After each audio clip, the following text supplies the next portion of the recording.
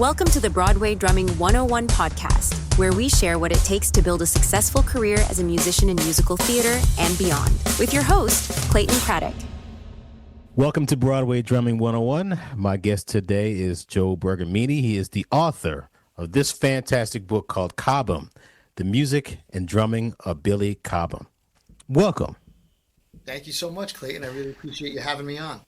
Not only are you an author, you are a teacher, you are a fantastic musician, and you are a person that has played on 15 Broadway shows? Yeah, 15, 16, something like that. Jeez. Mostly as a sub, all as a sub, actually, except for one show that was called Getting the Band Back Together that unfortunately didn't last very long, but that was my one chair. That was mine. How many shows did you sub at one time? I want to say 5 or 6. Damn. Yeah, it was. I wouldn't want to do that again. It wasn't real. I was like, wait, is Sherry come next or is it Hakuna Matata? That's funny. I don't know how people do more than like a couple at a time. It's a lot. Plus, you know, you like getting called off the bench. You got to figure out what team you're on. Yeah. Oh, yeah. Yeah, totally. And, you know, I mean, I'm sure we'll get into a lot of the nitty gritty of it, but like when you're subbing, you have to hit different at every show. I mean, I'd go from Jersey Boys, where it was literally the light, besides playing like in a symphony gig like I do now at the Doo-Wop Project, like one of the lightest hitting gigs I've ever done, up the street to Rock of Ages, where you're just wailing, you know? It was definitely a trip, but I was in a place where I really wanted to push myself. What was the first Broadway gig that you had? So the first Broadway show I did was Moving Out, subbing for Chuck Berge. That was the Billy Joel musical. And it was I think I came into it in 2003, I want to say. About 2003. And for the record, I had no aspirations or really intentions of playing on Broadway. It just kind of happened. How did it happen? Well, without making the story too long, I grew up only 20 miles away from New York City in New Jersey, and that's where I still live. And I was playing in a lot of rock and metal bands in my formative years, always playing at like CBGB's, Limelight, all the clubs, trying to get a record deal. In my younger days, I thought you were either a rock star or you had a regular job. I didn't know about teaching and all the things I do now on Broadway. Although I did all the activities in my high school, including the school musicals as a drum set player, I never learned another instrument. And I played a little timpani in the school orchestra, but I didn't really like learn mallets. And so the shows were like, we would do like Anything Goes, Wonderful Town. And if there was a bell part, you had to put the bells next to you for those older school shows. And I would tape the letters on so I knew which key to hit. I wasn't really like, you know, I never took piano lessons. So I sort of thought like, you know, I never really followed Broadway. And I thought, you know, you have to be a great percussionist. I didn't go to college for music. So I sort of thought it was really cool and I admired it. And I'd take my then girlfriend, now my wife, to see Phantom of the Opera and think it's cool. But I'm like, yeah, as soon as those marimba parts come up or whatever, I'm sunk. So I didn't think of it, you know. And then by a long series of networking and doing lots of different gigs, some of which were okay, some of which were bad, and being in lots of bands, it's a story I love to tell to my students. My son Nick had been born, and I was playing in different bands, including like a Rush tribute band and a lot of prog rock bands, and started to play weddings and stuff like that. And then actually my entertainment attorney, Ron Beanstalk, who's a great bass player, he had always done stuff for my bands and I needed advice. But he would call me for gigs from time to time. And I remember he called me for a gig playing, you know, a low paying gig playing jazz standards. And I went down and did the gig, and he just happened to have lunch with Chuck Berge the day before, who was his client. And he said, you know, Chuck's looking for subs at Moving Out, and the band's really, really picky, and, you know, you have a family now, you should work locally. I mean, you should play Broadway. And I'm like, he's like, you know, if you want to check it out. So I was like, wow, a Billy Joel musical? Like, I know that music. I love that music. It's rock and stuff. I probably could do it. And he introduced me to Chuck, and I went to see the show. And as soon as I watched it from the audience, I was like, I have to do it. It was the biggest break of my career, you know. It was, frankly, a bad introduction to Broadway. And I'll tell you how. It was definitely there were some elements of Broadway drumming involved, i.e. the consistency and the control of tempo, but there was no conductor per se. It was a rock band. And part of the reason they had to really be careful about drum subs is the drummer controlled the tempo for most of the show. A few places where the piano man started, the tunes, that was it. But the drummer controlled everything, and there was, I would say, about a third of the show was on a click. The rest of it, you had the rhythm watch metronome like the conductors normally have, and you would watch the light and you would count it off. And Chuck was like, watch that freaking light for the whole song. I can still tell you the tempos, like Innocent Man is 102, Moving Out was 138. So that was one way. So it was more like my old gigs where you were in control. That was one aspect that was less like what I would encounter later on Broadway. And the other thing was there was a lot of glory because the band was on stage and it was like a rock concert with dancing going on underneath it. So, you were like, your friends would come see you and you'd be rocking out on stage, And then I did a lot of other shows after that were definitely, a lot less glory. Same amount of pressure, but a lot less glory. Being in the pit and nobody could see you. Now, going back, you said you brought this up before we started, and it kind of reminded me of me coming here in '93 and playing in various different bands. And one of the places I remember playing on a specific day, because I was taking lessons from Tommy Campbell, fantastic drummer, and he came to watch my band Evil Twins play at CBGB's on February 27th, I think, 1997. The day Tony Williams died. Oh my God.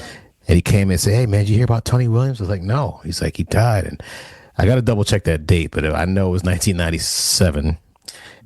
And but I used to love playing that place for all you young folks back in the day. I don't know if this is the case for you, but back in the day, you used to actually have to bring your own drums to clubs in New York City. Did you have to do that back when you were playing? Some of them. CB's, I did. I always brought my drums there.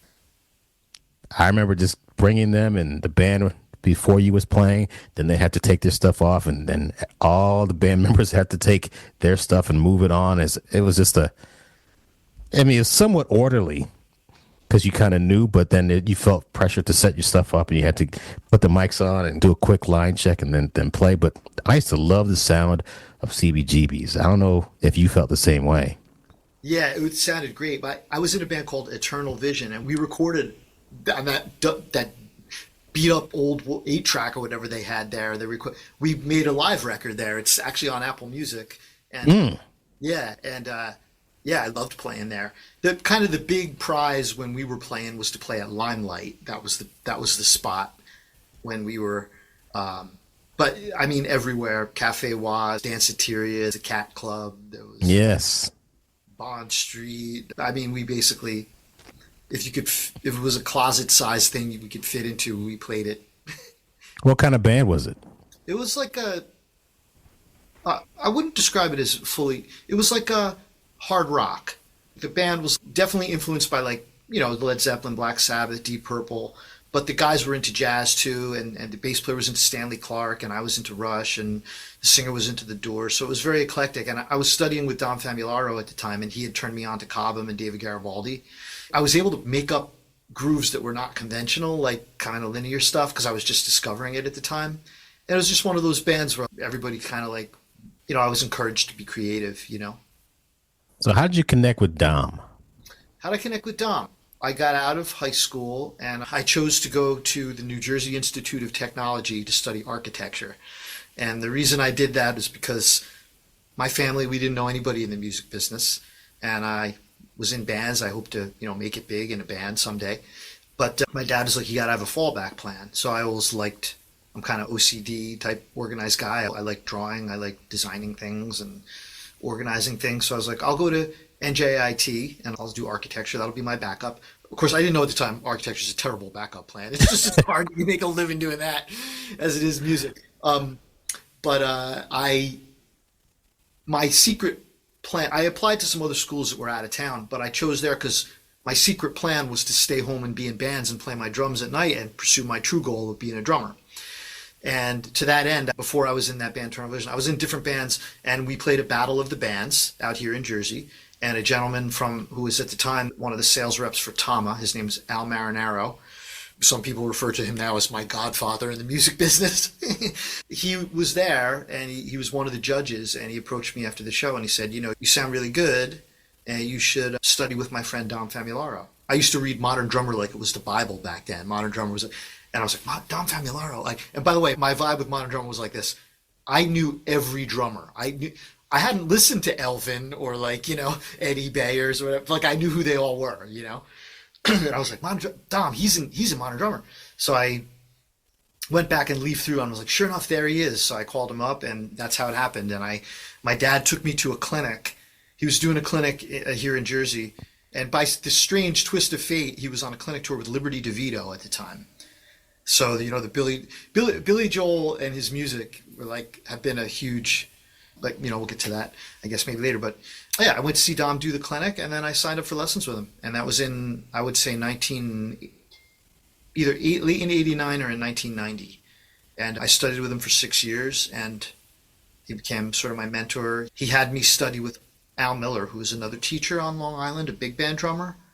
And between the two of them, they put me through, reading charts and the Chapin book and stick control, syncopation, technique, and kind of helped me get together chart reading and things that most guys who go to school for this get that I wasn't getting. And then Dom eventually asked me to collaborate with him on a book, and we became like brothers. You talked about how you went to college for architecture. Did you finish? I did, yeah. Really? A degree hanging back there. So what? Yeah, I have a degree in architecture.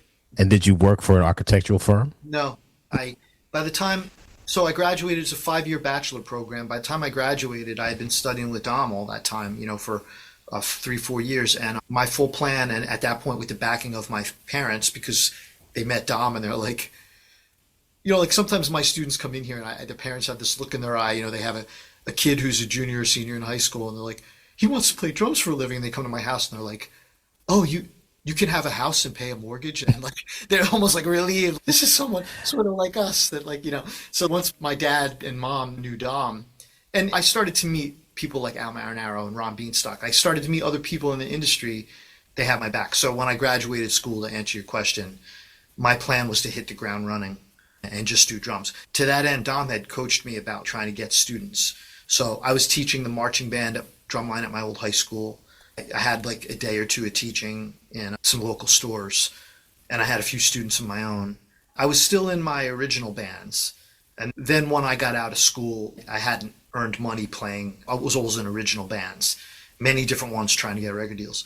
And then when I got out of school, I just hit the ground running, teaching and doing my thing, and started to get paying gigs. Did you have big hair back then? I had big hair for a hot second, yeah.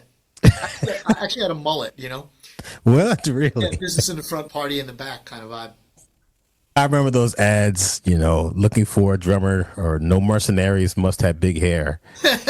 Sometimes they would say no a-holes or something. Yeah. I always wondered if somebody's like, well, that counts me out, Serious self-awareness. You're like, damn, I can't do that one. So do you have your bachelor's degree and you hit the ground running? Did you eventually say, I can't do this rock star stuff anymore, I gotta find another way?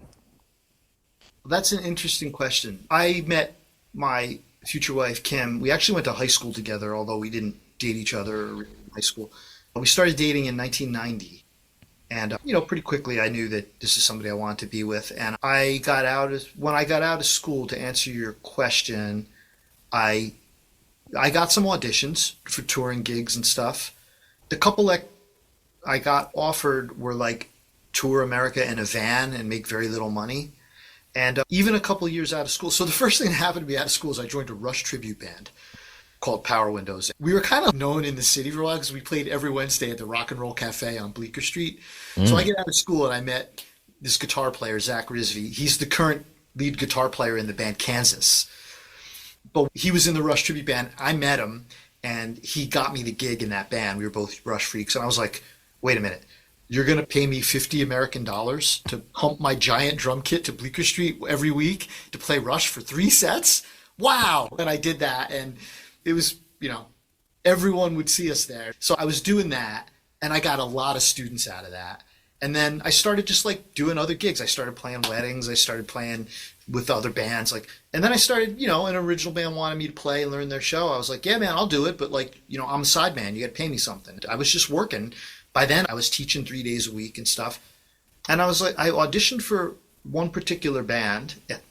And I was like, wait a minute, I liked the music. It was okay, And I was like, well, I could go do this and use it as a stepping stone, hopefully, to something. But like, I know I'm not going to want to be in this band forever. I'm going to make no money. And if I go out with these guys for a year, I'm going to lose all my students. I'm going to lose all my gigs at home.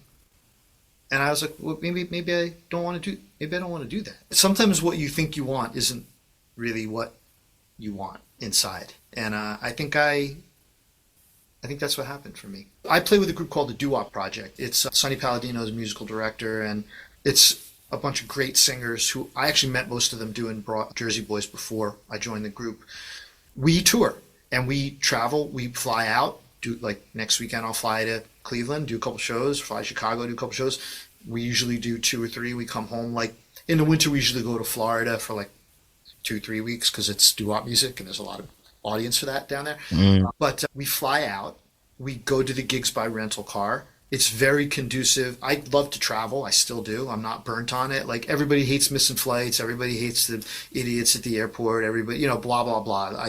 But I still find it fascinating. I still like seeing different places. I love the fact that I played in 48 of the 50 states at this point. I want to get to all 50, and I have, everyone who knows me knows I'm like into the national parks and historic sites, and I like to hike, and I like to bird watch and stuff. So like I'll go out early and I'll see stuff, and it's the perfect. I guess I'm saying this because a lot of what I'm doing right now, it's the world, the universe, or whatever presented it to me. I guess I was stubborn enough to just keep at this until stuff presented itself that fit me. I'm pretty lucky in that way, I guess. Playing in a Rush cover band, and you've played in a bunch of different other kind of situations when you were in your formative years. It helped you since you already knew the music of Billy Joel.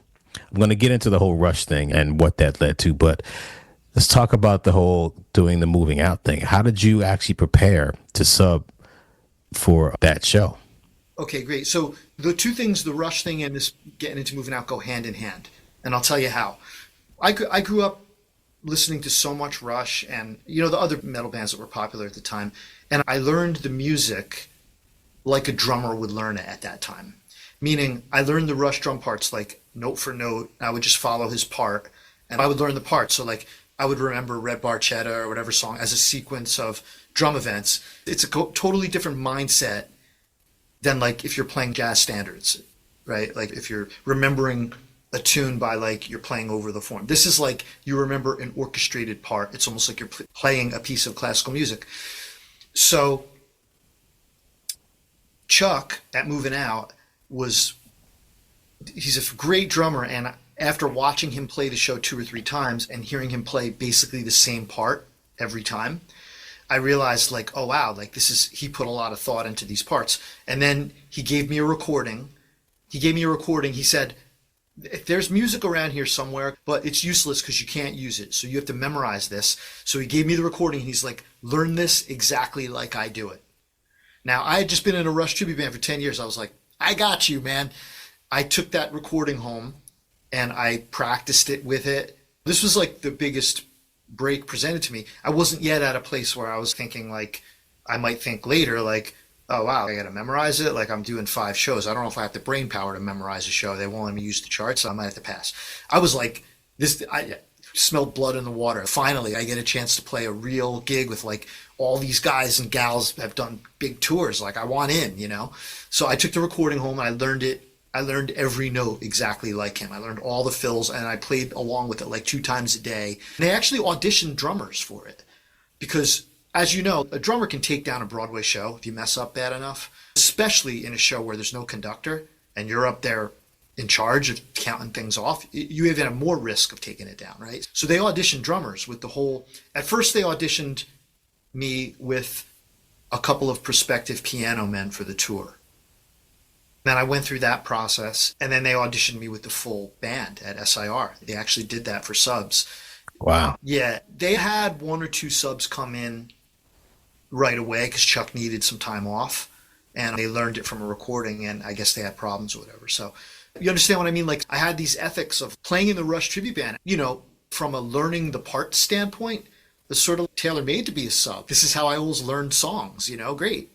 And I still did that, like subbing for people later. Like some people played a part that they created and they played it the same every show. I'll give you two examples. Kevin Dow at Jersey Boys. I think after subbing for him for about 5 years, I found like a half dozen two measure spots in the show where I could change something but why? It was like perfectly written. And John Weber at Rock of Ages, he had a pretty specific, he pretty much had his way he played it. Then other people were like, I must have watched Tommy Igoe play Lion King when Tommy was still doing it. I must have watched him 6 times before I played, and he played it so different every time. I'm like, yo, which version of this you want me to, another guy who really was able to stretch. I subbed for Jared Schoenig at Pippin, and Jared really, like, what a great player, man. He would try different stuff. But probably the king was, I subbed it In the Heights a lot for Andres Ferrero. We became like brothers, really. It was one of the earlier shows I did. When I would watch him play, man, just the stuff he would do, I was just so blown away by his playing. He would just stretch, and like he's like doing Horacio Hernandez stuff in here. I mean, when I first heard him do it, I was like, we'll come back to this. I was like, you got the wrong guy. I'm like, Italian American kid from the suburbs. Like, you got the wrong guy, but somehow he stuck with me and trusted me. But we'll talk about that later. But anyway, you see what I mean? Like the moving out thing was like, it was kind of the perfect thing for me because I was like, yeah, I can learn the parts and I'll memorize it. And also Chuck was playing double bass drum stuff in that. And I learned when I did get the band back together because it was a hard rock show, I had double bass in my book too. And like a lot of the Broadway cats were like, oh, wow, I don't know about that double bass thing, Speaking of, learning parts, you did a lot of memorizing, but in this book, you have transcriptions of stuff like Total Eclipse, solarization Yeah. from the Total Eclipse record in 1316 and 7/8, and then everything is written. I don't know how. First of all, I'm looking at it like. Let me just give credit where it's due. For the Cobham book, Terry Branham did those transcriptions. Okay. So I started out, yeah. So I wrote a column for many years called Rock Charts and Modern Drummer, where I transcribed a song for every issue. And that led me to doing this book called Classic Tracks for Modern Drummer. And I was definitely deep into it. I transcribed Vinny in this book. It was like what? Track each from these guys, like Carter Beauford, Vinny, Stuart Copeland. So I did that. Then a lot of people know me for this book. I did this Zeppelin book for Warner Brothers. I was heavy into the transcribing thing. I did those, and then that eventually, I'm sure we'll talk about the kind of my dream project was I did a book and a DVD with Neil Peart called Taking Center Stage. I finally met Neil and we did this. So I did all the transcriptions for this, and then this kind of led to this drum biography series that I've been doing. Bios and transcriptions and musical analysis of my heroes. So Neil, this was like, I had done some other ones with the previous company, but this was the first one, kind of full color transcriptions, text, done with the guy himself, with the artist himself, did with Neil. Then I did Stuart Copeland. With the Stuart one, I did about half the transcriptions, so now, like, I'm the editor for Hudson Music, and I'm trying to, like, basically, like, I realized when I got to the next one in the series, which was Gad, I realized if I try to do all these transcriptions myself, this is going to take me 3 years to do. And with Hudson, I had met Terry and a couple other guys who were amazing transcribers. So I said, you know what, let me have him do. So while I'm interviewing the artist and writing the book, because these books are half biography and analysis and half transcription. So in the Cobham book, Terry did the transcriptions. However, I did pick the song list. So when I went through all those things, and I was like, I had gone back to solarization. I was like, what's going on here? And like, oh shit, it's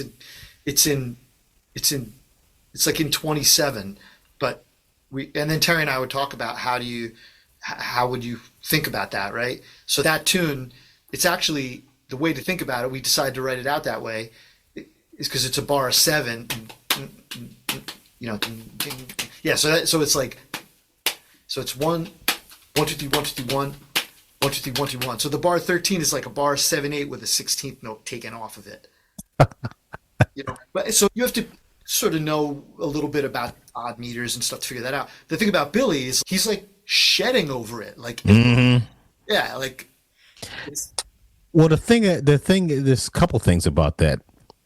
When I was listening to Rush back in the day, you know, I wanted to be the Black Neil Peart back in the day, the only one. But I was playing a lot of Rush back in the day because I used to love it. Because first of all, speaking of Ballad of Bands, I was in the Ballad of Bands in 1981 or 82, and there was a band that was full of R&B, soul, and funk musicians that were seasoned. And I was in a band called Prowler, and we had these big, gigantic speakers, and we had a thing that introduced us, Prowler, Prowler, Prowler. Is there video of this? I want to see it. And my drum set, I have a picture of it. It's double bass, 8, 10, 12, 13, and 16. Again, I didn't know very many black people that had that many drums in my hood, in the suburbs of Connecticut. But I was playing all the stuff from Moving Pictures. And then when I realized I was playing it wrong because I was listening to it, it was close, but there's some flams in there that Neil's doing. And, you know, even the solo for Tom Sawyer, when he's going down and then he hits the cymbal in between, I'm like, I think I missed that. And now that I see it, of course, we can see it on YouTube now. Of course, if you went to see them back in the day, you could see him doing it. But that was like one time a year. Yeah. You'd have to listen to it. But you listen to him playing it. You listen to all the Billy Joel stuff and all the rock stuff that you were doing. But then you actually had to transcribe it. Would that skill come from? Did that come from Dom? No, I think that's part of my I mentioned when I talked about going to school for architecture. I had discovered this book early on. It was called Drum Techniques of Rush. And it was out. And, you know, I had drum lessons when I was young. I knew I could read and everything. And I would be in music stores and I would look through the book racks. And, of course, anything with Neil I was fascinated by. And I got this book. And I would just, when it was too late to play, I would read along with the charts. And I got fascinated with how everything looked on paper. Just the architecture of how the music looked, you know. And I just started to want to transcribe, probably later in high school. But certainly when I met Dom and he turned me on to Gadd and Billy Cobb and, you know, Earth, Wind and Fire, Tony Williams, and like I was a rock and roll player before that. You know, when I was in high school, I had people ask me to play other stuff. There was a group of guys I went to high school with that were a year older than me, and they were into the Beatles and Billy Joel, and a couple of the guys were into jazz. They seemed like they were like 45 when they would be smoking butts at the diner, and they were like all worldly and stuff. And those guys, it's funny, like I was a nerd like them, even though I was in metal bands. And they would ask me to come and record on their original music in the studio. And I was playing to a click when I was like 16. So to answer your question, later on as I started getting into Cobham and Garibaldi and guys like this, I just wanted to see how these things would look on paper. And I would just find songs I like and try to transcribe them. And I was reading Modern Drummer, and I would look at the rock charts or the jazz column where they had transcriptions. And I would go and listen to it. And I just thought it was really cool. And then I was like, wow, maybe I can transcribe something. I'll send it to Modern Drummer, because at the same time I got fascinated with the early version of Finale, probably in the early 90s, and I just started learning it. And I started doing, you know, later on I would just do what we call engraving of my own books in there. And yeah, so it was just something I liked to do, and I did it enough to get good at it. And then I realized that back then, you know, when you did an article for Modern Drummer, they paid you pretty well. So once I submitted an article and got paid, I was like, wow, okay, I'm encouraged to do this again. Let me do it again. And then, but yeah, it was just something I found enjoyable, and then did it more, and it led to work. Now, let me say this to those younger players who are listening. The landscape has changed. You know, like it's hard. The magazines don't really pay you for that. And, you know, I'm in the drum book publishing world. Like I wish the royalties were meaningful enough to really. So it's weird. Like, I don't know, you know, people I was like, should I learn Finale? Should I learn Dorico? Or should I learn Sibelius? And I'm like, yeah, you should. You should learn that stuff if you have an interest in, you know, like engraving music is something you want to learn. And certainly it's a skill you can produce income with. might be a little harder than when I was in my formative days. I was thinking about recently how even hanging out the other day at Red Rooster and hanging with musicians that I remember watching when I first got here, and even having a show and then people subbing that used to play on a lot of records that I grew up listening to. I'm like, I can't believe I'm playing with the people that I grew up listening to. Yeah. You got a chance to actually meet Steve, Stuart, Billy, Neil, and several others. What was it like meeting Neil for the first time, and how did that happen? Thanks so much for listening to this conversation with Joe Bergamini. We wanted to take a quick moment to share a few updates with you. If you'd like to support the podcast and the Broadway Drumming 101 community, head over to signaturebrandworks.com. You'll find backpacks, mouse pads, sweatpants, sweatshirts, t-shirts, mugs, and all kinds of Broadway Drumming 101 gear and designs. It's a great way to support the show and grab something you'll actually use. Clayton's upcoming book, Broadway Bound and Beyond, A Musician's Guide to Building a Theater Career, goes deeper into many of the ideas you're hearing today. You can learn more and sign up for updates at BroadwayBoundBook.com. And if you're enjoying the podcast, please subscribe at BroadwayDrumming101.com so you don't miss future episodes and clips. Thanks for listening. Now back to the conversation. I became the drum editor for Hudson Music somewhere around, I want to say, let's see, it was probably like, I've probably been there 15 years now, so however long ago that is, like 2009 maybe.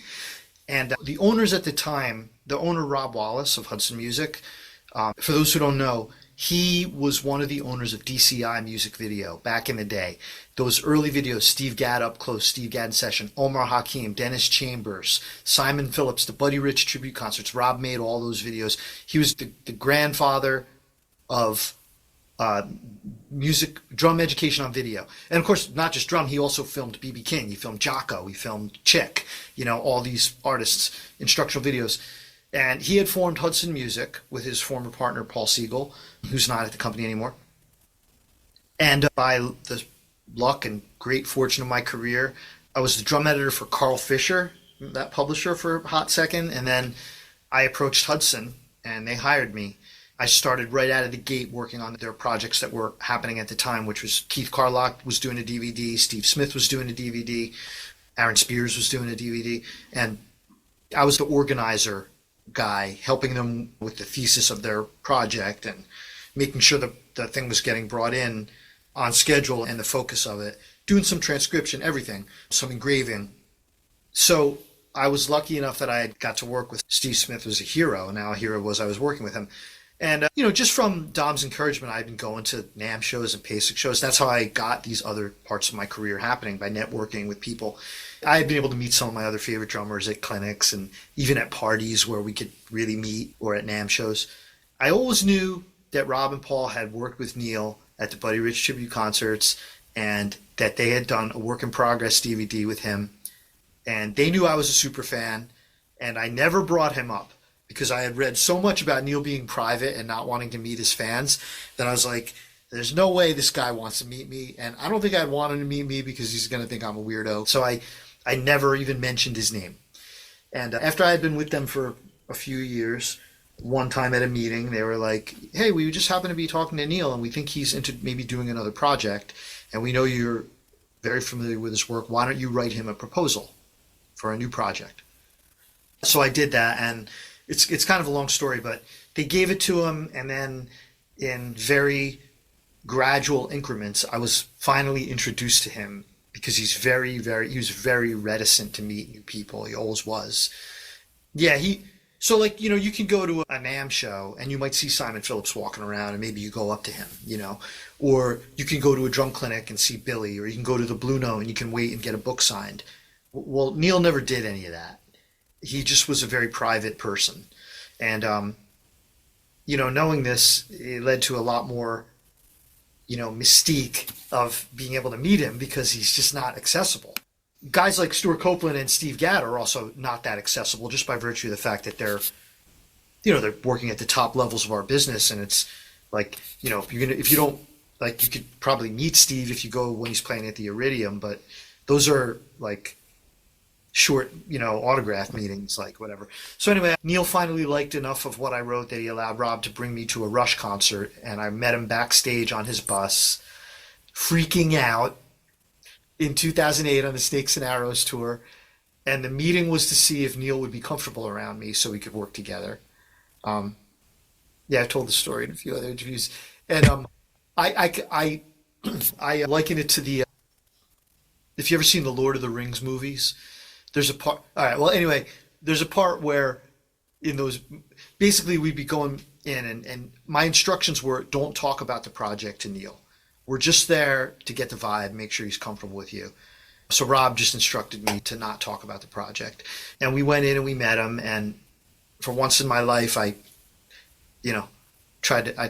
kept hearing my father's voice in my head saying that famous line, better to remain silent and be thought a fool than to speak and remove all doubt, And so I stayed quiet, and eventually Neil was one of the most intelligent people I've ever met.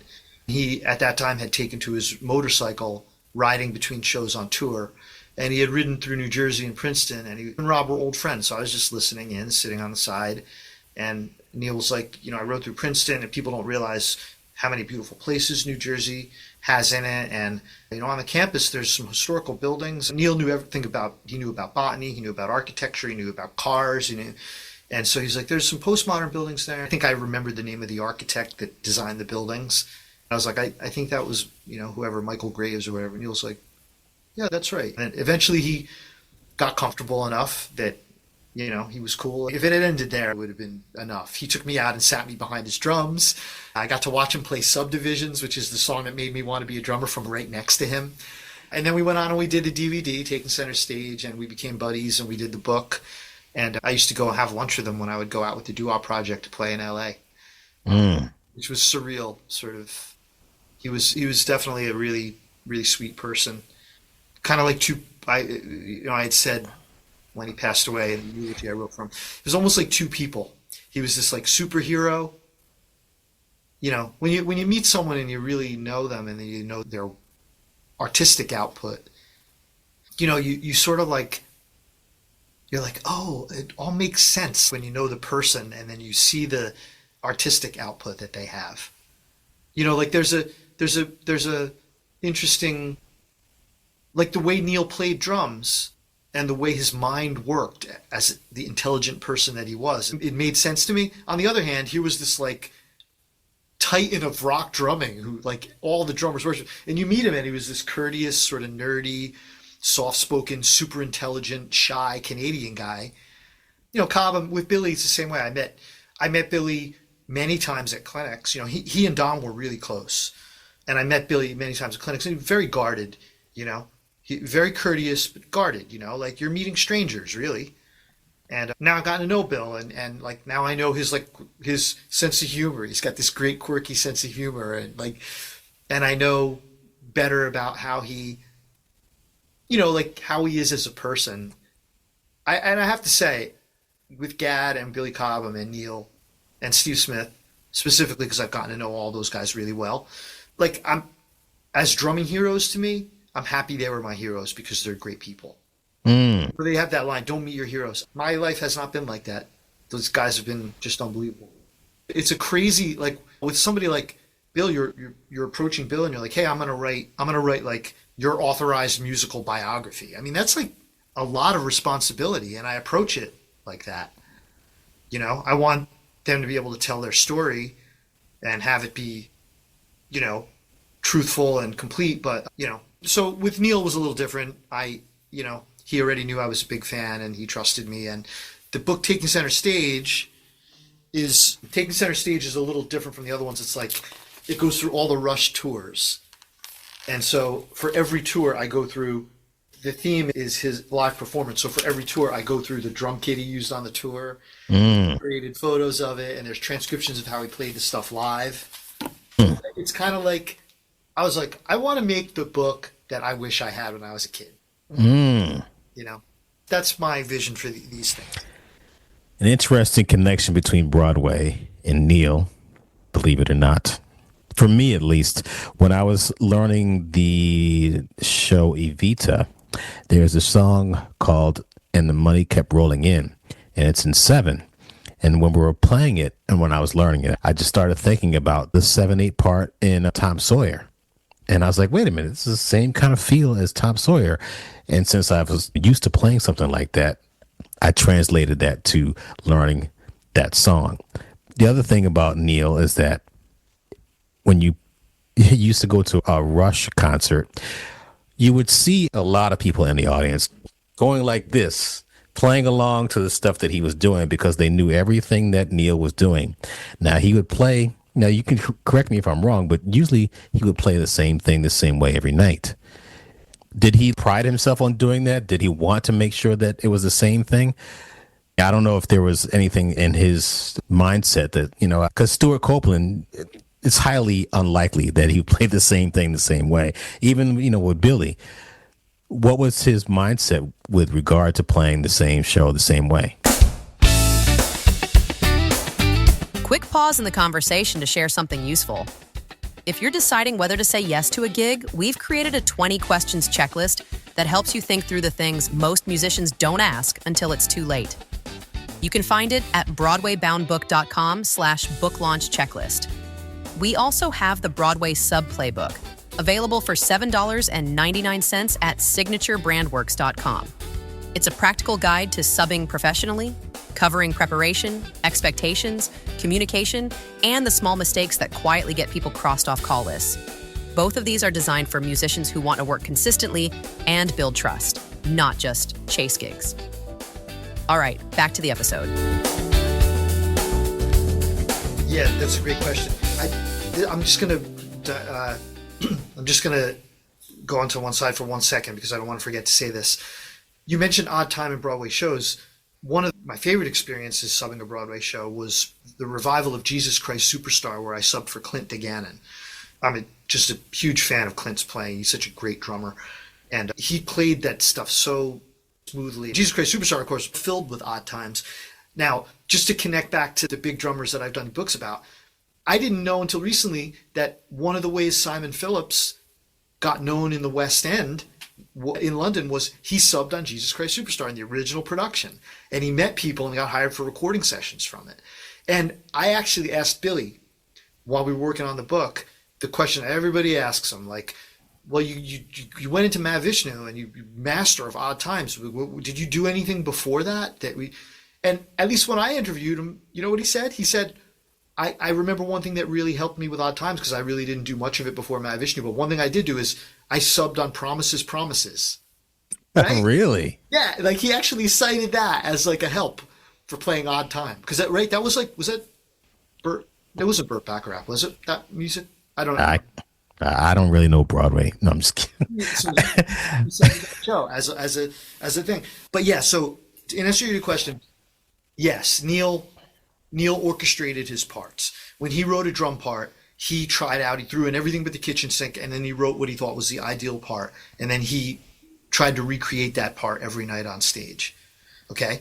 So he approached it from a compositional standpoint, which is not how most of us play the drums. But some people do, especially in the rock world. Like, Steve Smith in Journey has certain, the fills that he plays in the breakdown of Separate Ways, he plays the same way, like the Philly plays.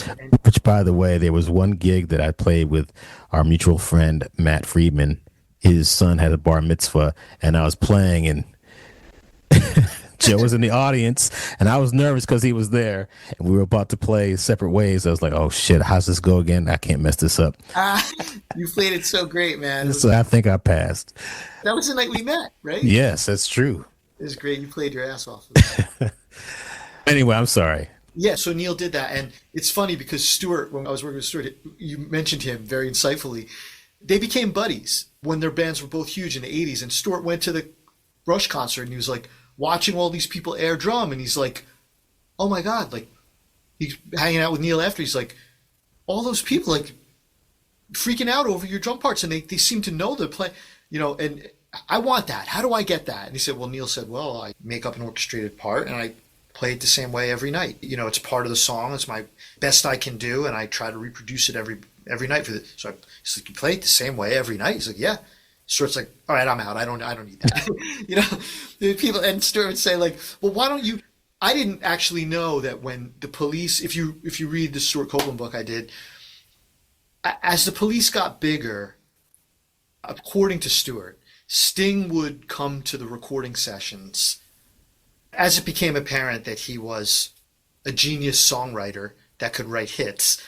He would arrive at the recording sessions with songs, future hits that he had not divulged to Stuart and Andy Summers. And so they would learn them in the studio. I didn't know this. Like when they were in Montserrat recording Ghost in the Machine, like Every Little Thing She Does Is Magic. He made up the part in the studio and they recorded it like, you know. So Stuart said, like, what? People ask me, why don't you play those couple of fills, like those iconic fills? Why don't you play them live? And Stuart's like, when you hear me on that album, I just made that stuff up 5 minutes ago. I don't even remember what I did. You know? So I think with a guy like him or a guy like Cobham or a guy like Gadd, you know, you're not getting, maybe you're not getting the, you know, you're not going to get the exact part. Like for Every Little Thing She Does Magic, you're going to get the same groove, the signature groove. For 50 years, you're going to get the groove. For Late in the Evening, you're going to get the groove. For all the other parts, Stuart and Gadd and Cobham have this instantly identifiable vocabulary where Bill has those little 30-second note things he sticks in everywhere. But Neil's like another, he just orchestrated the parts. And yes, he played it the same way every time. And if you play that music, you know, I just played it in a Rush tribute show to him called Bubba Bash we do every January. And it's with a lot of guest musicians. And everybody just pays tribute to the music. You have to play the parts exactly like they are, or the best of your ability. Very much like subbing a Broadway show. I remember when I used to put stuff on social media, I would think of the silliest thing, like, you know, there needs to be a musical about, you know, The Heart of Rock and Roll by, you know, Huey Lewis. Oh, there's a musical by Huey Lewis. Man, you know, there needs to be a musical about the Warriors. Oh, Lin-Manuel Miranda is going to do it. I was like, okay, I got to stop doing this. But I did say years ago, before we actually met, I said, you know what, there needs to be a Rush musical like 2112 or Moving Pictures, the Broadway musical. And then I was like, man, I'd love to be the drummer. And then somebody said, you know what? No. Joe Bergamini is going to be the drummer for. I was like, who the hell is Joe Bergamini? Then I think we became friends. And then, you know, then I found out that you know Rush better than everybody else. So, well, yes. That's a stretch, but. When there is a 2112, well, first of all, if there was going to be a Broadway musical of Rush music, which album, or do you think there should be one album, or should it be called a certain thing like Power Windows? I think if there ever was one, you could make 2112, I guess. You could make Hemispheres into a musical, but I think you need to use different songs, you know? I think there's about as much chance of that happening on Broadway as somebody staging Joe's Garage from Zappa, which is actually a Broadway show right there. You know, hey, we laugh now. We laugh now. That's true. You know, I don't want to forget to say this. I mentioned Andres Ferrero before. He's a huge Rush fan. Oh, really? I didn't even know that. And through subbing for him, I also discovered that Alex Lacamoire, who many of our listeners probably know who Alex is, musical director in Hamilton, made him a star. He's a mega Rush fan. And actually, what? Yeah, when I first started subbing In the Heights off Broadway, you know, after I got settled in, Alex would show up. Something would be jammed before the show. We'd actually play a little before the show. Alex would come up, and we played Tom Sawyer, played it on the keyboards, and we were jamming it, and he was playing, if I remember correctly, he was playing the bass part of the solo, and he's soloing the guitar solo with his other hand. That's when I knew Alex was a monster, you know? Yeah, he's a mega Rush fan. We bonded over that. You know, there are people that play on Broadway that, you know, I'd say the vast majority of us, at least the older people, we didn't grow up on a lot of show tunes. And we kind of found our way into Broadway, and we kind of bonded outside of Broadway playing a bunch of different kind of music. And there are times where either before the show we jam and play on other things, and we're not really thinking about, you know, Promises, or Annie, Get Your Gun. Yeah. It's a different lexicon. I mean, to just button up that thought about Alex, and, you know, I mentioned that I toured with the Doo-Wop Project and Sonny Palladino. Sonny's the same way, man. Like, those guys, Alex I'll talk about Sonny specifically because we've become really great friends. He knows the Broadway lexicon inside and out, but he knows other music too. Like I know from working with him on the Doo-Wop project, and I know the other projects he's working on. Like, if you're a guy like Sonny, who's, yes, he's working in the Broadway world, and it behooves him to know the whole, behooves him to know the whole lexicon of where he's working, and he likes it. He's had passion for it. But yeah, we talk about all kinds of other stuff. His favorite drummer is Gad. We talk about. So yeah, I think I've gotten students who are like, I think it's more of a thing now than when we were younger, that a young musician's like, I want to go to Broadway. Because Broadway is, let's face it, I mean, it's a huge deal. It is still, it's become, it's not easy to make a living doing this. It's one of the few places left where there's like union protected work, and it's a very high level of playing. But I'm with you. I'm certainly not, like when we're in the dressing rooms of the Doo-Wop project and the boys are talking about, the Tonys, or they're talking about all the show. I'm like, man, you guys really know a lot. I admire that, but yeah, I could be better, I could be better at that, but if you want to talk about fusion or jazz or rock or pop or 80s rock, and, we go on all day. So speaking of Broadway, and you're talking about younger people, what advice would you give to drummers that are trying to break into theater and do what you did, like play on 15 shows and have your own show for a short period of time? This is a really hard question. My son, Nick, is just out of school and he's playing, gigging a lot. I'm hoping that he'll get his shot, I think the number one, before you even think about going to Broadway, I played hundreds, if not 1,000 other gigs before I did Broadway.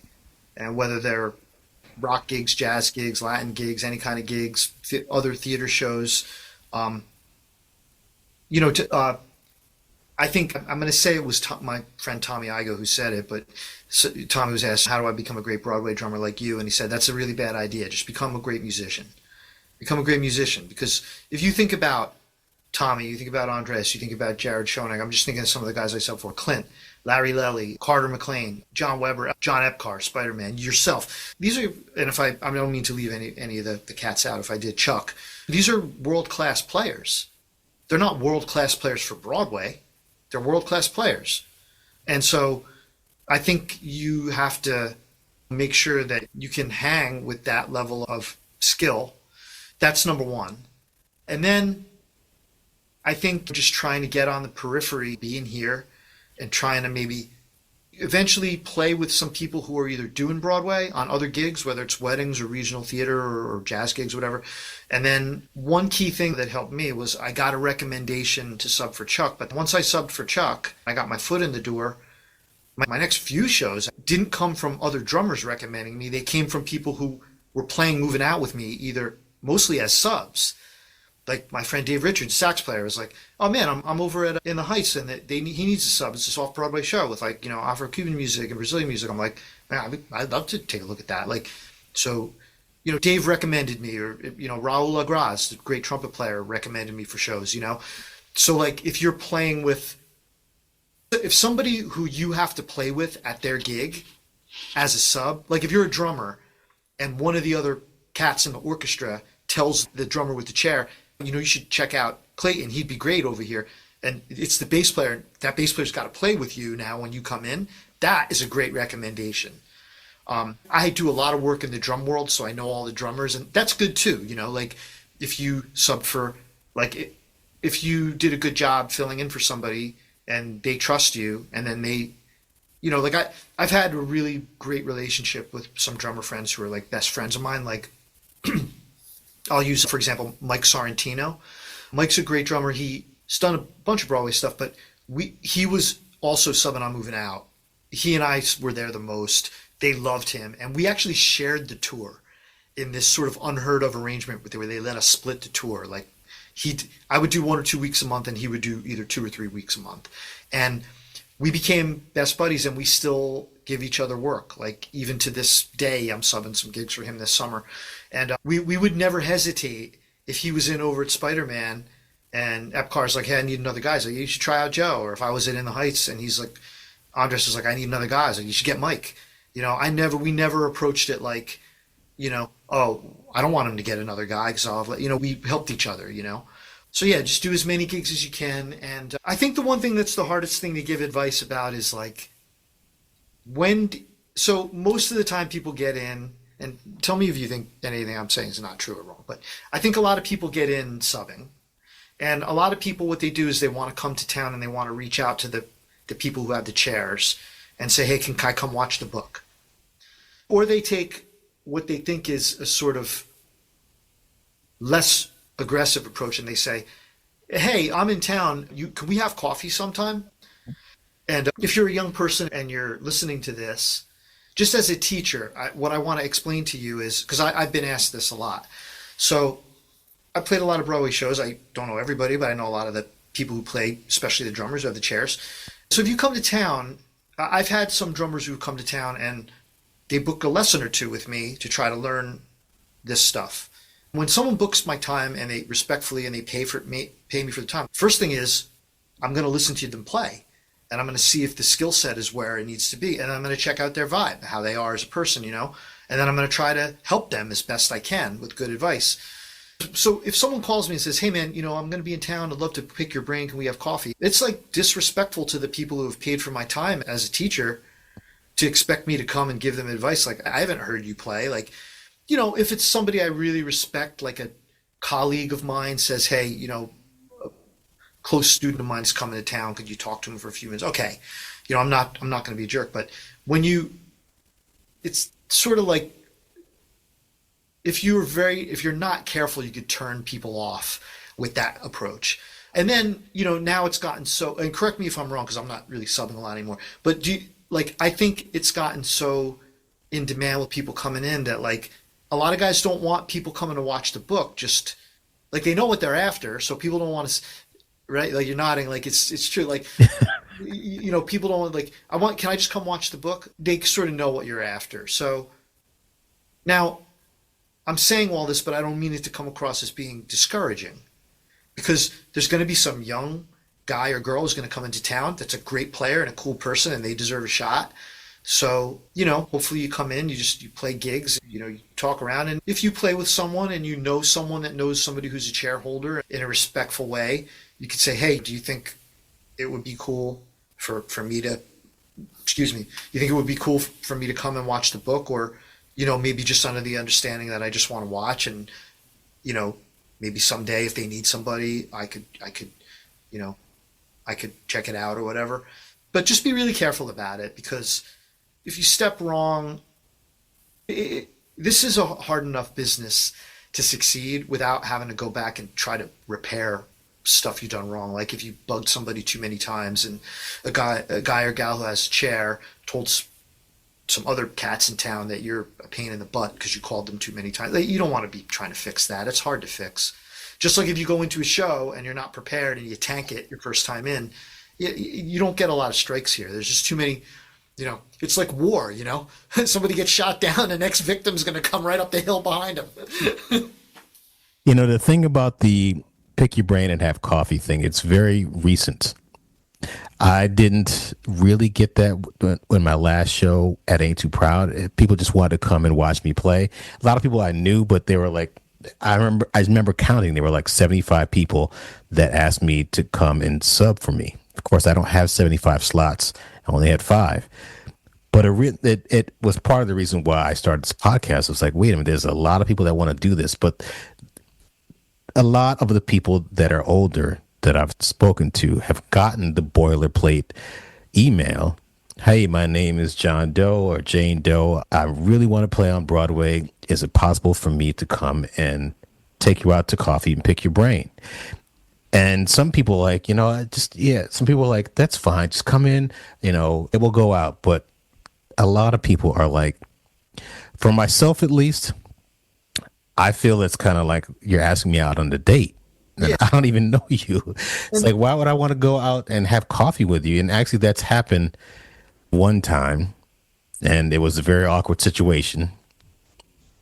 The whole thing about approaching someone, it is probably in your best interest to find the people that play on Broadway in their natural habitat, which probably best to find them in their natural habitat, which is not necessarily in the pit, because most of us didn't really grow up playing in the pit.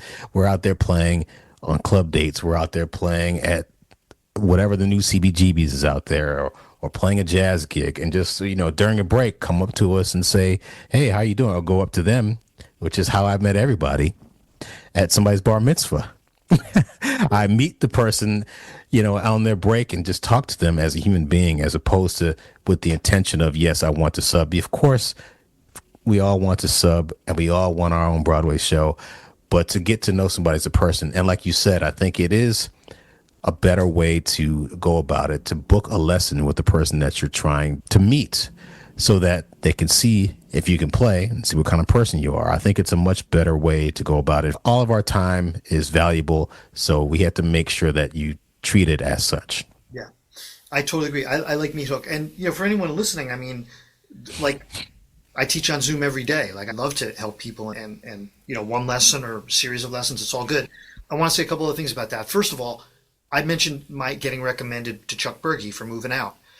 I had a progressive rock band with Zach, who's in Kansas now, like I said. It's the music I'm most proud of recording. We made 3 records. They're on Apple Music. The band's called Forefront. I gave Chuck a CD when I met him. And after I had got settled in at the show, and I became like, me and Mike were the top subs. We were there all the time. I was hanging out with Chuck one day. I was like, man, I didn't really know you. I know Ron recommended me, but he came over to my house a couple times and helped me out. And I found out for other candidates, he didn't do that. He's like, well, man, I think I had 100 people recommended to me. Some of my friends who I knew couldn't do it or didn't want to do it. So of the 100 guys I didn't know, only like 2 people, you being one, gave me a recording of themselves. And once I heard that recording, I was like, this is my man, and then I went and heard you play, and I was like, this is my man. So like, like if the people don't know how you play, why are you talking? The people have to know how you play. And then the thing about like just sending out the email to everybody and, asking, well, they're like, I want to send an email. I'm in town. Here I am, New York, Listen, I don't know what to tell you other than like, I did 1,000 shitty gigs before I got a chance. Like I like slugged it out in the trenches. I didn't roll into town and send 3 emails and like, oh, can I have a chance to sub for you? Like, okay, if you do that, if you're pursuing your dream, I don't ever think that I would never tell you not to pursue your dream, but I like the idea that you got to earn your way in. Like, if you're working, like if you're a conductor on a Broadway show and you have a sub drummer sitting under you, you want to think that person has played a lot of gigs.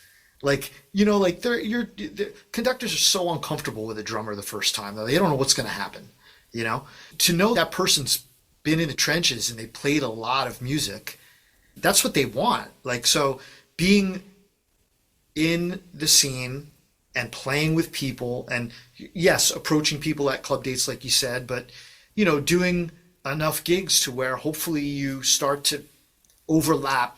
Like my son Nick is overlapped with now some people who play Broadway. I hope he gets a shot. And he's played a bunch of musical theater. He's trying to pay his dues. And yeah, so I think that's still the best advice. It's rare for things to happen sitting in your basement shedding to music. If you get offered gigs, you can say yes or no to the gigs you're being offered, and you can enjoy those challenges. And then as you get more offers, you don't want to, if you have a career doing this, you don't want to be giving away your product for free. You don't want to be doing that, but you got to be playing. And so that's, I have analogs to that story where I was out and I happened to be on a gig and it was like, oh man, this person's, and then that led to another gig. I mean, it's a social business. It's not like, sending the boilerplate email that you described before. It's almost like doing an interview. This business doesn't really work like that. I want to get back to your books because there was a couple things in here which I found interesting.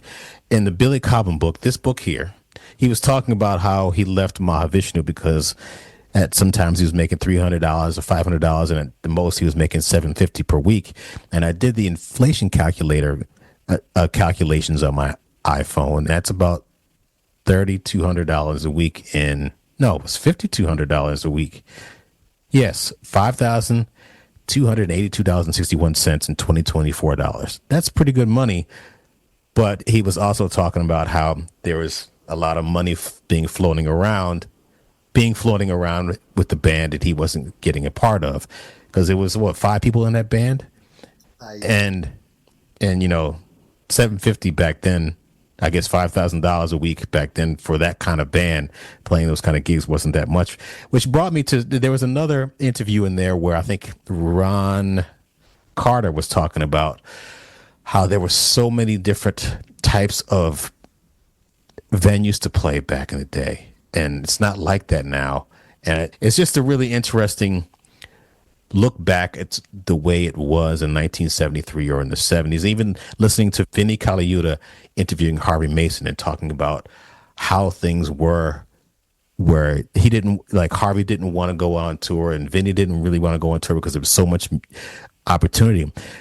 As far as today is concerned, as far as the drummers that you teach, do you find that they have the same amount of opportunities to showcase their talent or use their skills? Or do you find, from what they tell you, that it's harder and harder? Do you have any idea? Yeah, I feel like it's harder.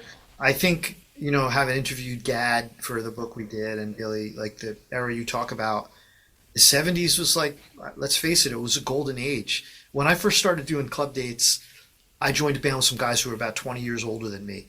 They were good guys, and they were patient with me, and I learned the ropes. They would constantly talk about this mid and late 70s. These guys were good players, not world class, Broadway.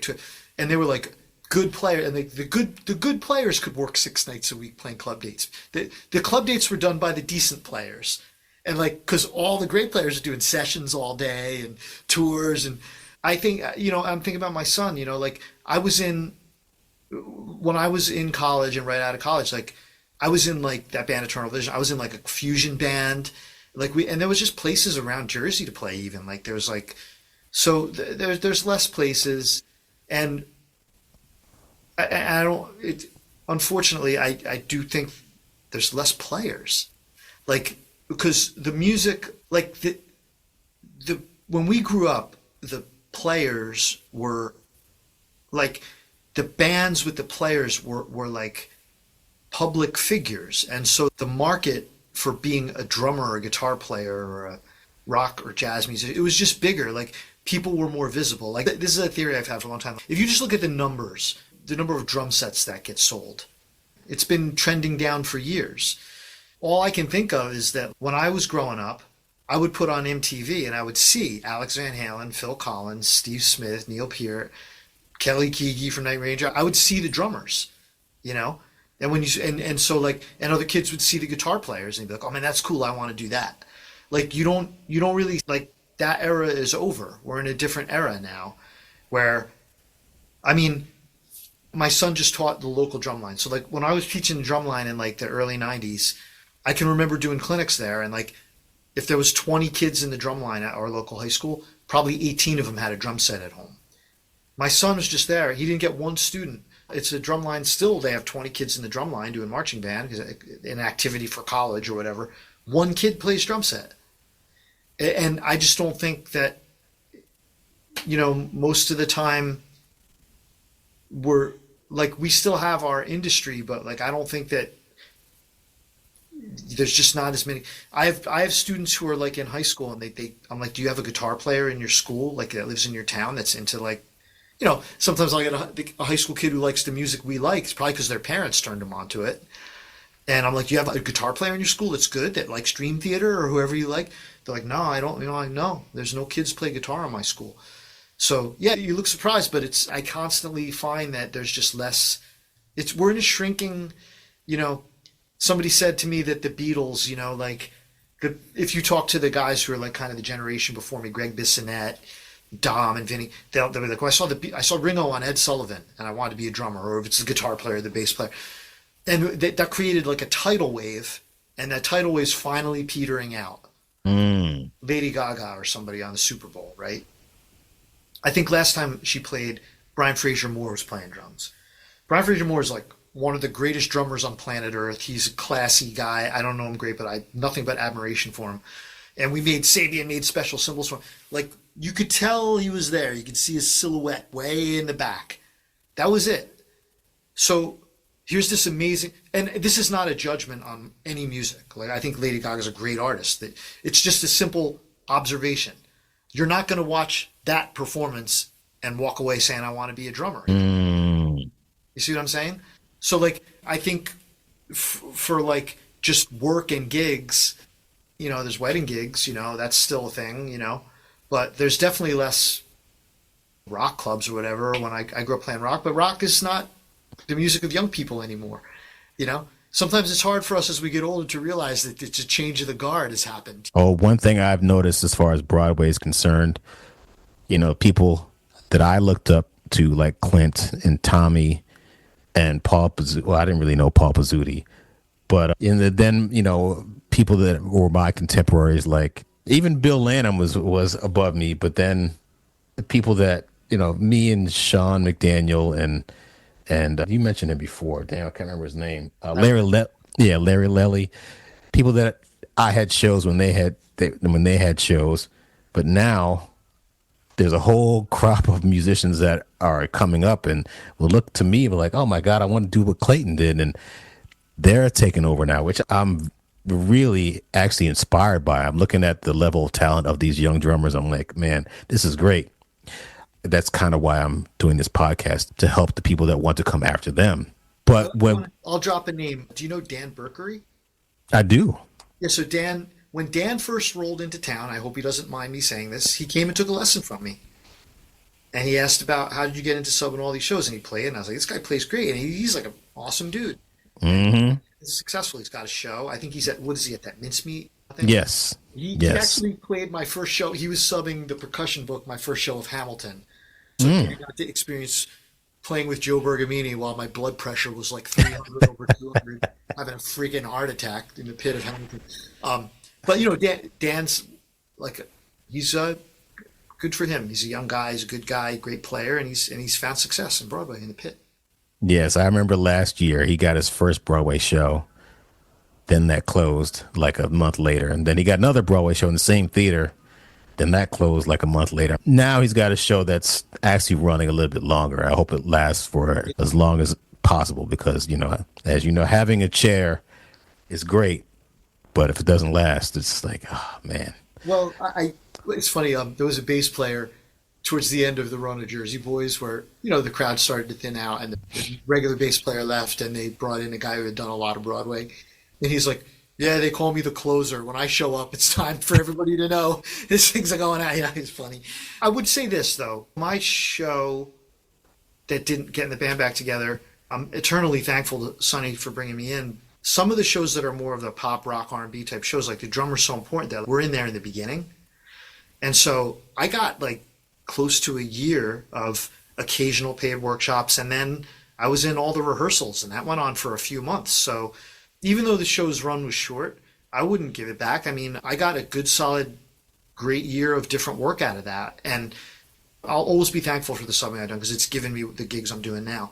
But I got to be involved in that creative part of writing the book and being in the rehearsals. And it was like awesome. It was actually like some creativity on my part was welcomed into the room. And when you get to experience that, you're like, wow, this is like awesome. I loved it. I would love to do that again. But, I wouldn't, you know, certainly, you know, I subbed for 15 years. I got a show. The show didn't last for more than 3 months. That's just life, man. I'm good. It was a great experience.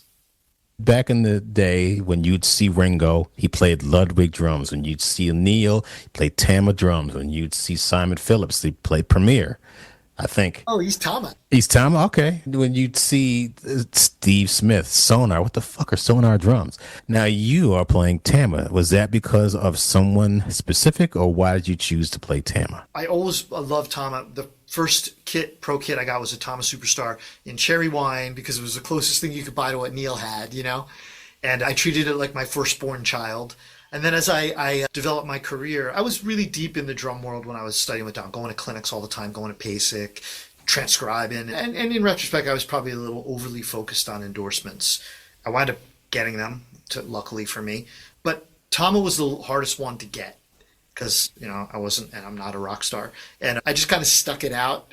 Like, I actually love their drums. Like, they're like my favorite drums. And when I was coming up, Neil played them, but Liberty was playing Tama, and Don was playing Tama. Billy Cobham was playing Tama. Lenny White was playing Tama back then. Stuart Copeland was playing Tama.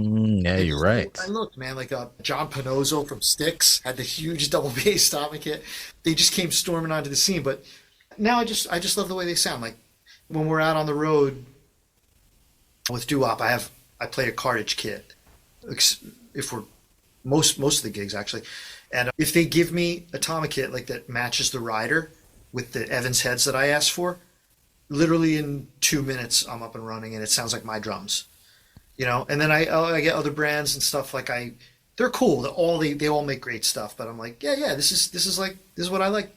And it's funny, like the endorsement thing, Broadway drummers, when I started meeting a lot of Broadway drummers, there was Tommy Igo, who's like very attuned to like having a career, like an international level career in writing books, whatever. And there's other musicians who play Broadway. It's like they think the world ends at the Hudson River. Like they, and they're like, oh, you wrote a book, and like, yeah, you can.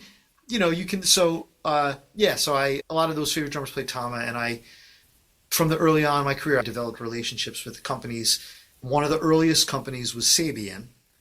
I switched to them when I started studying with Dom. I started playing the cymbals, and a couple of years later, they gave me like a low-level endorsement. And so I've been playing Sabian now I've been an endorser for, wait a minute. I got my endorsement when I was 25, and I'm going to be 50, so 30 years. For 30 years. And the relationship grew, and now I run a program for drum teachers called the Sabian Education Network. It's like a club for drum teachers. If you want to check it out, it's sabianed.com. Where you can just message me and I'll give you the link. And it's basically like a club for drum teachers to come together and talk about what we do. And Sabian has always supported education, and they've been a huge supporter of mine since day one. And then Vic Firth and Evans. But when I would go out and do clinics or really anything, I've had the advantage of having great relationships with these companies. And I've been with Vic Firth and Sabian for 30 years, and with Tama and Evans for like 25 each. And I've never changed. And it's a cool little part of our world that's not easy to get free gear anymore. The world's definitely changed. But yeah, I'm definitely very thankful to those companies, and they've been, I played PASIC twice, and like Tom, yeah, I can't even believe those words have come out of my mouth. It's so nerve-wracking. But yeah, they're like right there. They support me. And most importantly, I love the gears, and I play everything I like to play. I play everything I want to play, and thankfully, luckily for me, they've recognized. We could do a whole nother podcast about endorsements. Endorsement is really a pretty simple thing. You say, as Clayton, hey, I like Acme drums. And I play Acme drums because I like them the best and they sound the best. And if you have a career that will influence somebody else to buy those Acme drums because you're playing them, something you played on them, then you have value as an endorser. Simple. A lot of players think it's like some kind of like approved, you're endorsed. No, that's not it. I like that. You have an old stamp from back in the day. Where can people find you on the interwebs? So joebergamini.com. My books are all, the Hudson ones are at hudsonmusic.com, but I have a little shop on my site. So joebergamini.com. I want to plug one other little thing that I have. We talked about club dates and my transcriptions and making charts. At some point I realized I had like 600 song charts in the can. Like you probably scribble out charts for club dates. Well, I engraved many of them to look, nice. This is a book I put out through Hudson called the Working Drummer's Chart Book. Okay. But I started a website called workingdrummercharts.com, and I currently have about 600 roadmap charts vetted, played on gigs by yours truly for drummers. And you can just go in there. They're 99 cents a pop, and people are using it. So if you're listening to this and you're working and playing club dates, I might be able to save you the couple of hours of chart now, the latest pop tune for your gig. Well, here's the thing, club dates. Nowadays, a lot of people are getting married who were kids of the 90s. And we play Mr. Brightside now. And we play Misery Business by Paramore. And I had to learn Misery Business. Like, holy cow, that's a hard song. Yeah. Do you have Misery Business up there? No, but I have Mr. Brightside up there. Okay. All right. Yeah. The thing is, like, mostly it's been populated from my gigs. So whatever but I did ask. So my son Nick is in a Club Date band, and I asked for his list. But maybe I'll have to put that on my list to do. In like my spare time when I'm not learning music for a gig, I'll go through the popular current tunes and I'll put one up there. But anyway, that's workingdrummercharts.com. I'm on Facebook and I'm on Instagram and YouTube. Get this book, Cobham, The Music and Drumming of Billy Cobham. Am I reading it right? That's right. Thank you. Thank you. It's a great book. Thank you very, very much, Joe. And it was great to chat with you and get to know you a little bit better. And I appreciate you being on the podcast. I'm thrilled that you had me, Clayton. I've been a fan of what you're doing with this for a long time, and I'm honored not only to be in the company of all the great colleagues that you had before, but finally glad we got to hang and got to know each other better and stuff. So hopefully we'll spend some more time together. All right, man. I'll talk to you soon. All right. Thanks.